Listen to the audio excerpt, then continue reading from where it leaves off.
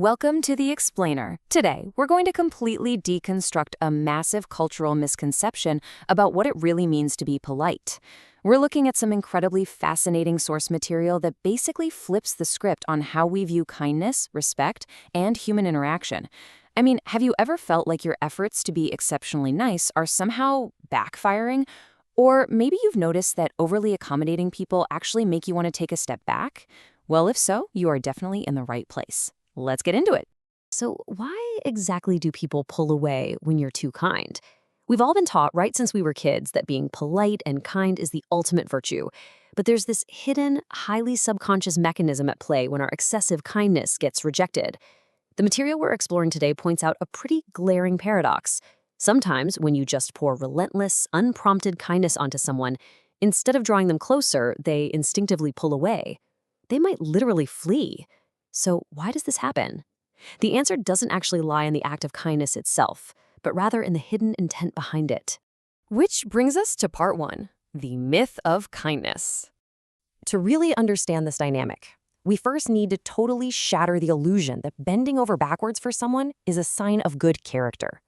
The source uses the physical act of bowing as a really powerful metaphor for our social interactions. Think about true respect. It looks like a composed 30-degree nod that represents mutual respect, dignity, and proper etiquette. But then you have the 90-degree bow.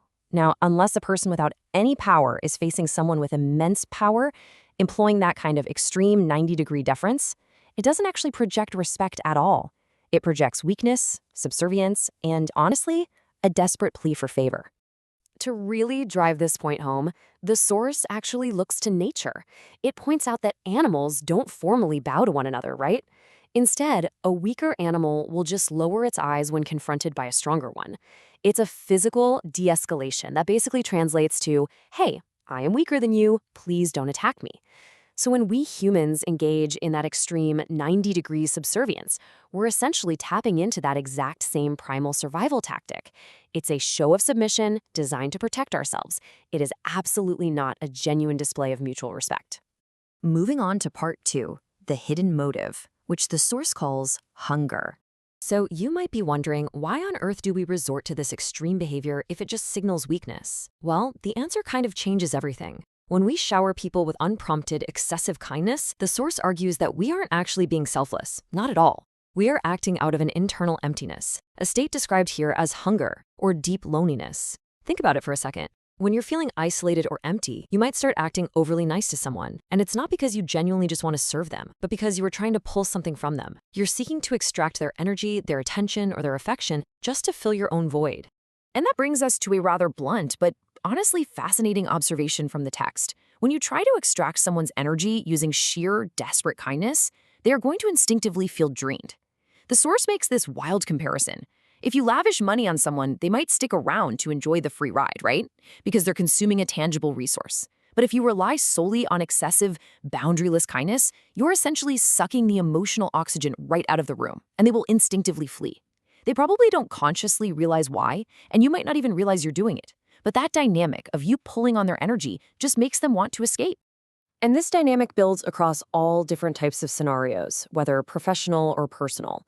Extreme deference almost always means you're trying to get something in return. Take a waiter bowing deeply at a bar. They're seeking tips and aiming to create regular customers, right? Or a courtier bowing low to a king. They're seeking political power and influence.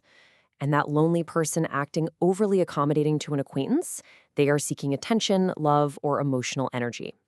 The underlying principle is exactly the same across the board. We lower ourselves when we want to extract a resource from the other person. That takes us to our third section, etiquette as a boundary. Okay, so if extreme kindness is just disguised begging, then what exactly is true etiquette? Like, how should we actually interact? Well, true etiquette, according to this material, is that composed 30-degree nod we discussed earlier. But it's way more than just a physical gesture. It actually acts as an invisible, powerful boundary. When you maintain your posture and offer a composed 30-degree level of deference, you're acknowledging the other person's presence, sure, but you're also silently commanding, stop right there. It establishes your dignity and completely prevents the other person from crossing a line into your personal sovereignty. When you manage to master this composed balance, it creates a very specific, powerful social dynamic. First off, it prevents others from mistreating or intruding upon you simply because you haven't signaled any weakness. But interestingly enough, it also stops people from easily abandoning you because you aren't desperately clinging to them and draining their energy.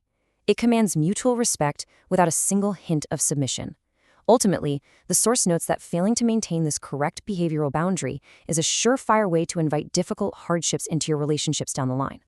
Let's move to Section 4, Dignity through Self-Improvement. Now, let's look at how intellectuals and professionals can actually implement this mindset shift to cure that inner hunger. The source is absolutely uncompromising on this point, particularly for those who rely on their knowledge and skills in life. Intellectuals must never be subservient. Look, if you've equipped yourself with knowledge, you have an inherent ability to be helpful to others without needing to beg for their approval. If a knowledgeable person becomes overly polite and subservient, the text argues that it will completely ruin their potential and basically drain their life force. It's framed as a fatal flaw for anyone whose value is rooted in their intellect and capability. So what's the practical application here? Well, when you feel that loneliness creeping in and you catch yourself wanting to over-accommodate just to get someone to like you have to halt the cycle. Step 1, recognize the hunger. You got to catch yourself in the act of trying to extract energy. Step 2, stop the subservient begging behavior immediately. Seriously, don't send that extra text and stop over-apologizing. And step 3, which is honestly the most important, redirect that energy. That loneliness is just a signal that your own skills or inner strength are currently lacking. So take the time you would have spent people-pleasing and invest it into studying, improving yourself, and building up your own genuine competence. I'm going to leave you with this final thought to conclude our explainer today. Take a really hard look at your relationships and ask yourself this. When you are being exceptionally kind, are you truly showing respect from a place of wholeness, or are you just begging for affection from a place of hunger? Reclaim your boundaries, practice that 30-degree nod, and focus your energy on building your inner strength. Thanks so much for joining me for this explainer, and as always, keep learning.